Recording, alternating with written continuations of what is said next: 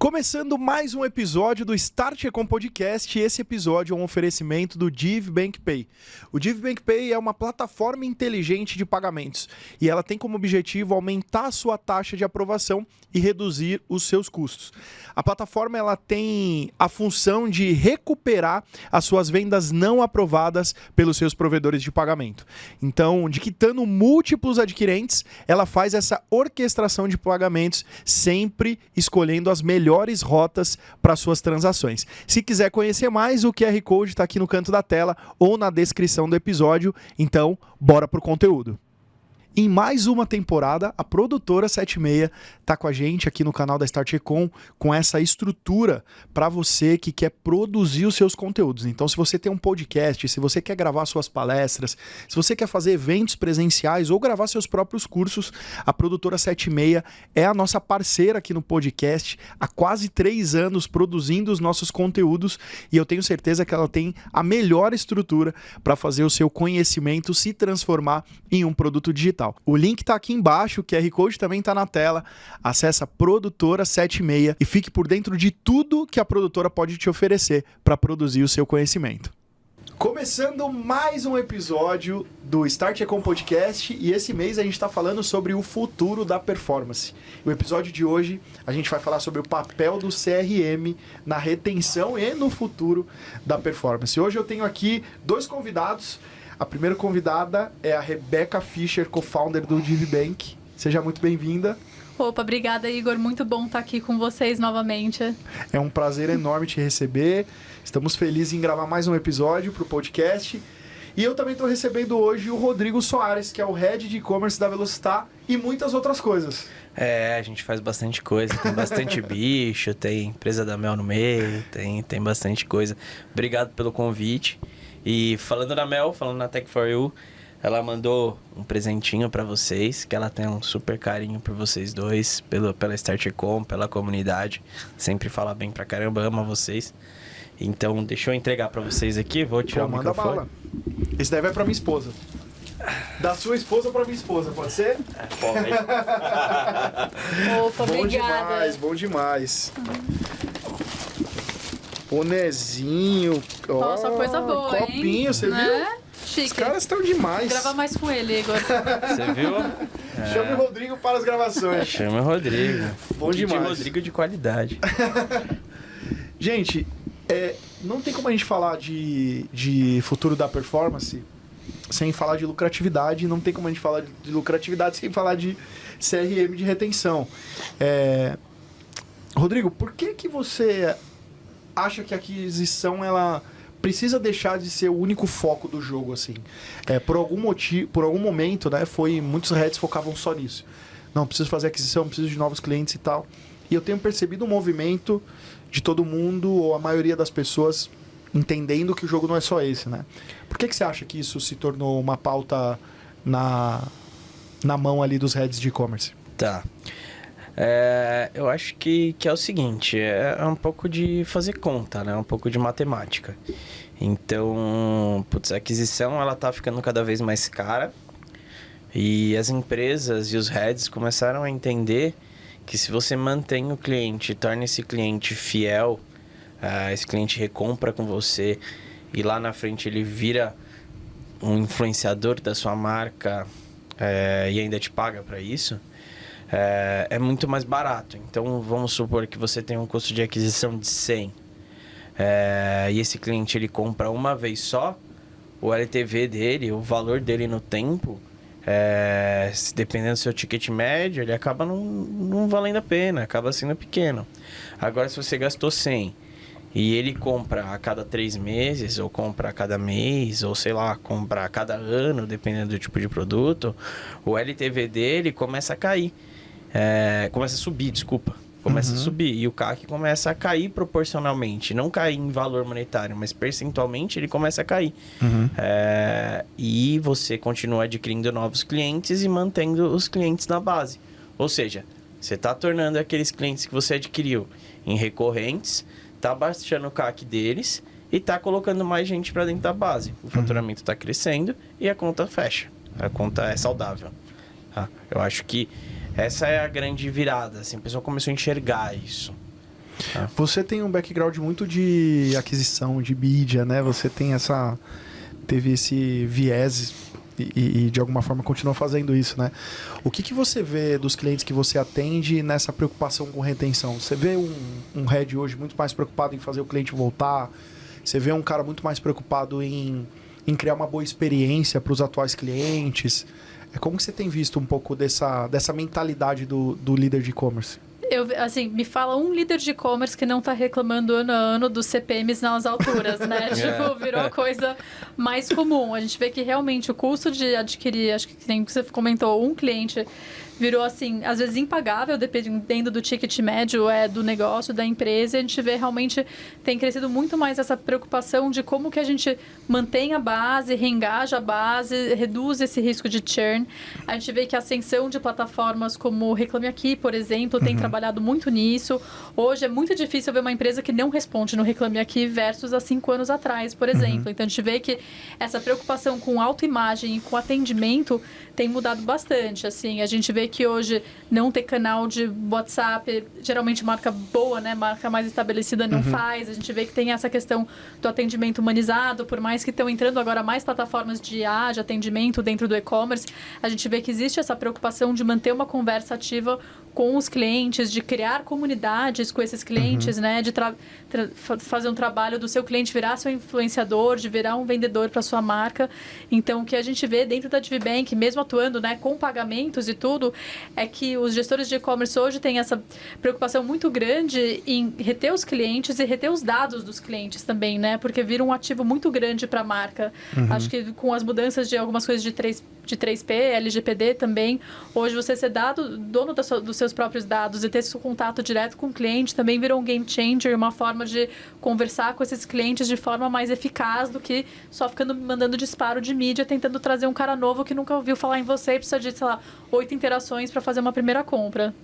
Se você olhar para isso que a Rebeca falou, de ter os dados e de alguma forma ter a base de clientes como um ativo, qual que você acha que são os canais mais eficientes hoje para essa comunicação, assim? Dentro das operações que você já cuidou, do que você está cuidando hoje, o que você tem visto de mais eficiência? Tá, hoje pra gente lá na Velocitar, o mais eficiente é o WhatsApp. Então eu acho que o brasileiro, ele tá no WhatsApp. Não tem muito pra onde a gente correr disso. O e-mail, ele funciona, ele não morreu. Igual a galera fala, já tem uns 20 anos que eu escuto que o e-mail vai morrer. Mas ele tá numa morte lenta. Não, ele continua lá, ele continua vendendo. Todo mundo fala que esse e-mail morreu, esse tal desse e-mail morreu. Ele se paga, funciona, mas ele não funciona para todo mundo, né? Então, o WhatsApp é, assim, o canal hoje. Só que eu acho que é muito difícil a gente falar qual que é o canal, qual que é o melhor canal. Hoje, o cliente, ele tá em todos os lugares. Então, sei lá, eu tô andando na rua, eu tô vendo um anúncio da Eletromídia ali. E ao mesmo tempo eu tô mexendo no celular e vendo meus e-mails, e eu tô vendo um anúncio ali no topo do meu Gmail. E daqui a pouco eu vou no Instagram, e aí eu tô vendo um anúncio no Instagram. E daqui a pouco chega um WhatsApp relacionado a todas essas outras coisas que eu vi. Então, falar qual que é o canal é muito difícil. Eu acho que você tem que, obviamente, se comunicar bem com o cliente, se comunicar onde ele está, que é em todos os lugares. E quando você quer falar especificamente com ele, tipo assim, cara, eu tenho uma coisa legal aqui para você. Aí sim, você vai pro WhatsApp. E começa a fazer um remarketing, e aí tem N ferramentas, N jeito de fazer. Então, é difícil falar qual que é o canal. Mas assim, pra gente o que mais funciona para comunicar hoje é o WhatsApp. Isso pro cliente que tá dentro da base. Ou seja, o cliente, ele já é nosso cliente, ele já deu autorização pra gente falar com ele, ele gosta da gente, ele já comprou uma vez, então ali é o canal mais eficiente pra gente falar com ele. O WhatsApp, ele carrega essa ideia de um canal mais íntimo, né? Cara, eu odeio receber mensagem no WhatsApp de quem eu não conheço. Tipo assim, porque eu me cadastrei uma vez, a gente tava procurando apartamento, eu me cadastrei... Cara, fui lá, né, no plantão do negócio. Meu Deus, cara. Eles pegam essa base e joga pra cima, eu acho, pros corretores, né? E aí o cara me manda mensagem, porque um dia você veio aqui, isso faz uns 10 anos atrás, né? Tipo assim, não quero mais, né? E no WhatsApp, parece que o cara entrou na minha casa, eu entrei na minha casa, cheguei e ele tava sentado no sofá. Esse é o sentimento tipo, que eu tenho. Bebendo uma cerveja assim. Né? De quem manda mensagem no WhatsApp sem... Faz sentido essa ideia sua de usar o WhatsApp pra quem tem mais proximidade, porque realmente eu, como consumidor, tenho esse sentimento, tipo, me mandou mensagens no WhatsApp sem eu saber quem é como se eu entrasse em casa e tivesse um cara sentado no sofá da minha casa, né? É isso mesmo. Beca, a questão da retenção, ela tá muito relacionada à LTV, né? Que foi o que ele disse, assim. Como equilibrar, de alguma forma, CAC e LTV? Como você tem visto essas marcas, de alguma forma, equilibrando essa mensuração? Porque são dois pratos muito difíceis de você conseguir calibrar, né? Sim, primeiro, mensurar já é uma caixa preta que a gente pode fazer um episódio só para falar como mensurar, né? Então, é difícil. É super difícil de entrar nesse detalhe, de ter o CRM bem configurado, de ter o vendedor que de fato coloca o dado no CRM, se você, que nem você falou, real estate, precisa colocar lá, então acho que tem toda uma seara aí. Então, para você conseguir calcular, você precisa ter o dado em primeiro lugar, se você não tem isso, você não vai calcular nada. Existe aquela regra do 3-1, né? De você ter que... o cliente tem que se pagar em 3 vezes em margem de contribuição para ele, no LTV para ele acabar compensando o CAC. Então, a gente vê o mercado usando bastante isso. Mas o que eu vejo alguns gestores de e-commerce também trabalhando isso também é sobre como o cliente aumenta seu ticket ao longo do tempo, né? O crescimento que chamam de same store, que é realmente o que ele sabe. Ele entrou para comprar uma meia, mas agora comprou o tênis e na próxima vai comprar o tênis para ele e para a esposa também. E como a gente trabalha isso de upsell. Então, e a gente vê isso que alguns canais transformam isso de forma muito barata. O WhatsApp tem o custo do disparo da mensagem, mas é um custo baixo, especialmente se é um custo... Primeiro, para uma pessoa que tem o consentimento. Segundo, para uma pessoa que é a pessoa certa, na lista certa, na hora certa. Não adianta... Assim, tem uma loja de sapatos que eu fui uma vez aqui no Shopping Eldorado e, cara, até hoje, vendedoras de shoppings em outros estados me mandam mensagens. Falam, pô, eu até gosto dessa marca, eu até compraria, mas eu não vou para uma loja no Rio de Janeiro, eu não moro lá. Então, sabe, isso acabou virando uma retenção muito cara, que eles estão trabalhando em cima de um cliente jogando fora. Então, existem esses canais que dá para trabalhar e assim, o que eu falei, a mensuração, se você não está mensurando nada, não adianta você fazer nenhuma fórmula. Realmente, a gente tem que achar um jeito de ter um CRM bom, pode ser simples e eu acho que o IA vem para transformar isso um pouquinho, mas também um papo para outro momento de CRM. Vai facilitar um pouco a análise, né? Porque hoje a gente fica bem maluco tentando descobrir qual que é o custo de aquisição do cliente, de onde o cliente veio, meio ciência de foguete, assim, tem que chamar nosso amigo Elon Musk lá pra ajudar. E até as ações para você tomar, né? Porque hoje, às vezes, o cliente ainda entra lá e você tem noção de onde ele veio, mas você tem que montar um contato, ligar para ele, até a pessoa colocar isso na agenda, se perde, né? Hoje a gente vê alguns CRMs que eles automatizam isso, já mandam um invite para o cliente para falar daqui a 2 semanas e você vê que muito esse trabalho manual, onde se perde a interação, acaba acontecendo mais rápido. Total. Onde você acha que as marcas erram mais nessa implementação de uma rotina de CRM? E aqui CRM eu não tô querendo falar só da ferramenta em si, né? Porque às vezes se pensa que CRM é mais a ferramenta, né? Mas CRM no sentido do relacionamento mesmo. Onde você acha que as marcas pecam? Tipo assim, cara, as marcas erram muito nisso. Cara, é difícil de responder essa pergunta. Na minha visão, tá muito mais na implantação e na regra do negócio do que na ferramenta. Porque, putz, a gente tem aqui a Rebeca falando da pessoa que não preenche o CRM. Esse é um problemaço. Você vê muito isso em operações B2B, principalmente. Ou então em chão de loja. Problemas que a gente... Vai preencher os dados do cliente 9999 no telefone. Todos os clientes é 9999. Tipo, o problema... A gente recentemente... subiu um programa de fidelidade, né? A gente fez um soft open, então vocês são privilegiados por saber disso. A gente não divulgou, mas hoje você compra lá na Velocity, você ganha pontos pela compra. Você ganha pontos pela compra e esses pontos valem dinheiro ou podem valer uma inscrição de prova. Isso depende da época que a gente está trabalhando. Eles sempre valem dinheiro, mas dinheiro que eu falo é desconto em outros produtos, mas... Eles podem valer outras coisas também, dependendo do que a gente está trabalhando. E a história do chão da loja. Se o nosso vendedor lá na ponta, que é a cara do negócio, não conseguir convencer o cliente de passar as informações, a gente também não consegue pontuar o cliente. Se o nosso vendedor não quiser fazer isso, é pior ainda. Uhum. E isso acontece muito.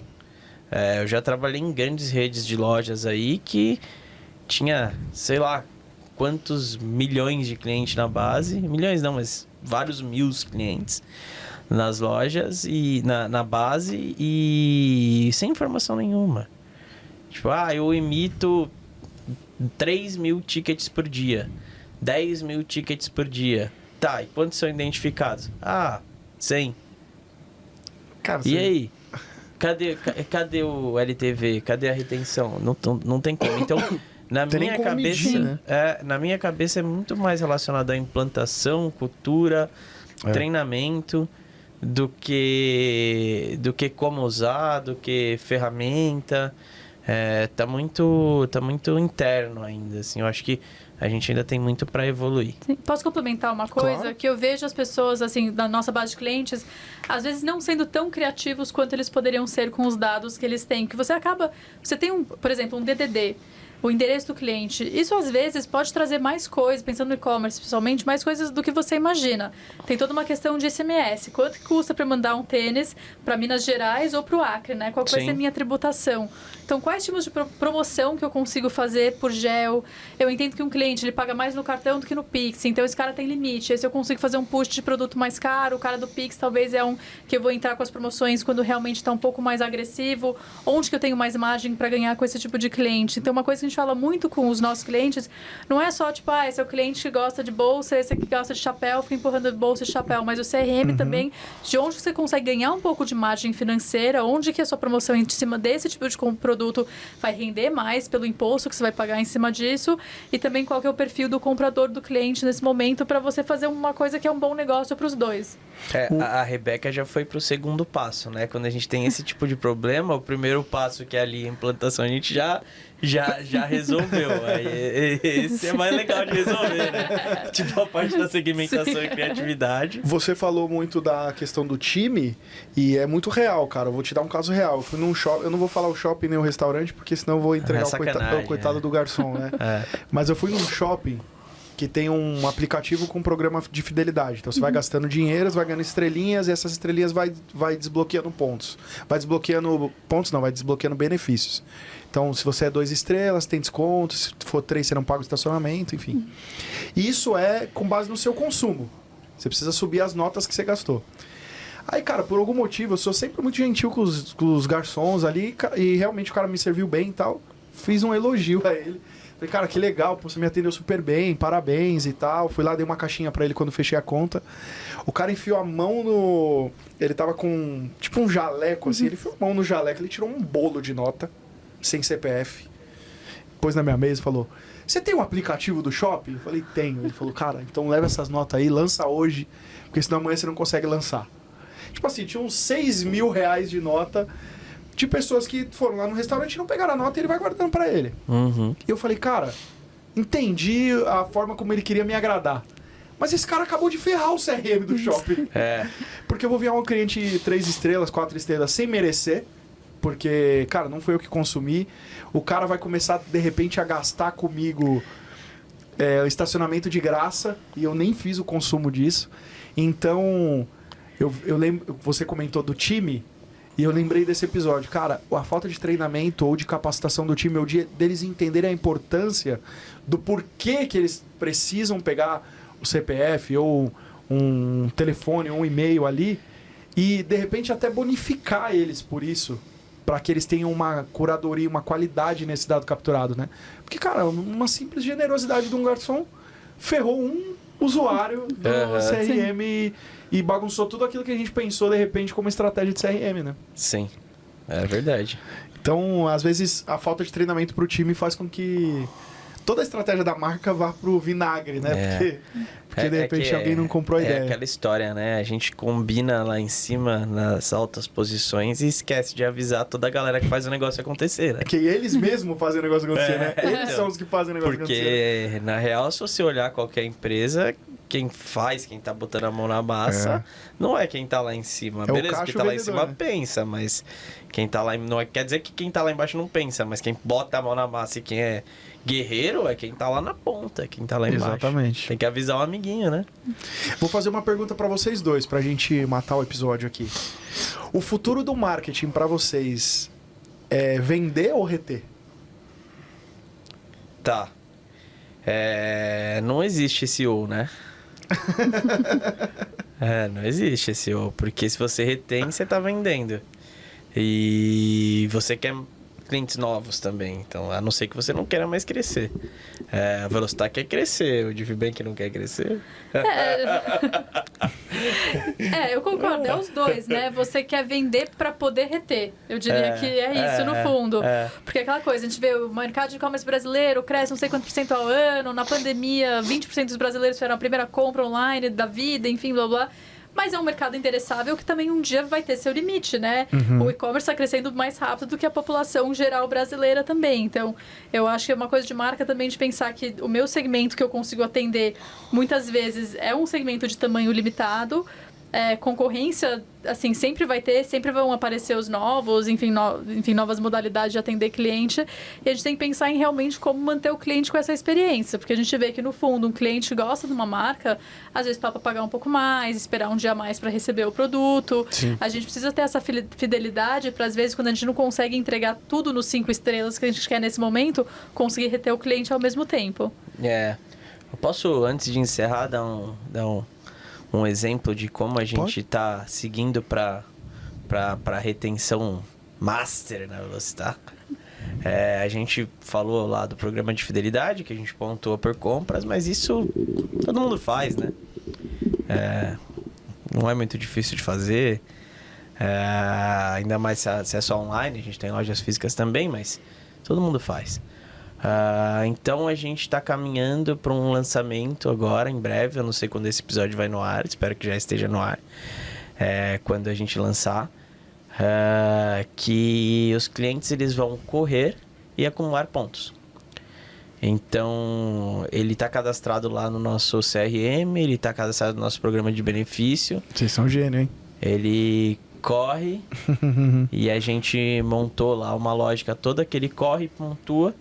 E esses pontos valem dinheiro para serem gastos na Velocitar, ou serem trocados por inscrições de corrida, ou serem trocados em um parceiro nosso, ou participar de um treinão na loja, com um lançamento, junto com uma marca. Então isso está em vias de acontecer e é uma forma super legal de retenção. Quem corre mais gasta mais tênis, né? E é um gatilho incrível, né? Que tem o momento da troca. Então, esse é um CRM bom, né? Essa é uma retenção boa que você consegue pegar o consumidor na hora certa. Lembra dos dados? A lá Estrela Michelin, não é?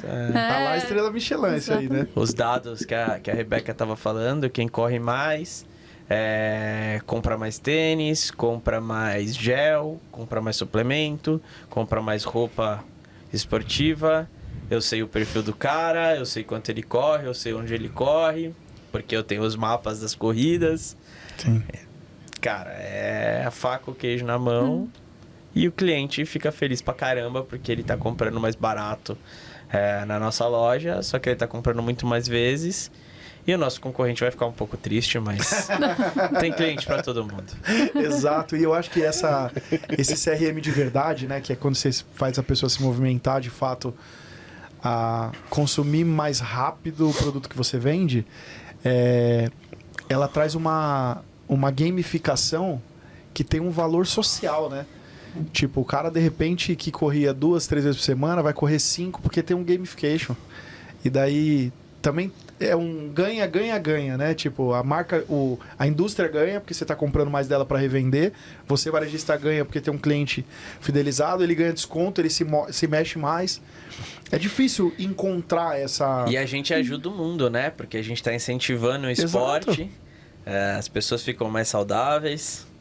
Exato. Ajuda a corrida, Genial. todo o Sim. ecossistema. Genial. Mas eu digo até pra quem corre menos, ele não é infernizado com muita publicidade também. Tem Não. essa vantagem. Porque às vezes a pessoa vai se tirar da sua lista de e-mail porque o cara fala, eu só compro um tênis por ano, eu corro uma vez a cada 2 semanas, não fica Não, aqui na minha caixa. Esse cara vai saber a velocidade, só falar comigo quando eu preciso e é isso. Isso aí. A gente vai saber lá, o cara comprou o tênis, tá chegando no limite do tênis dele, de repente por prazo de validade ou por quilometragem. Cara, genial. E aí a gente fala pra ele, amigão, você tem tantos pontos aqui, você não quer usar com a gente? Parabéns pela sua corrida no Ibirapuera, você ganhou. Muito legal, cara. Parabéns pela iniciativa, realmente muito diferente do que eu tenho visto por aí. Não, a gente tá fazendo bastante coisa legal lá. Isso é genial, sou seu fã. Gente, obrigado mais uma vez por esse episódio incrível. Como que as pessoas se conectam com vocês? Passa as redes sociais aí. Boa, LinkedIn, né? Rodrigo Soares.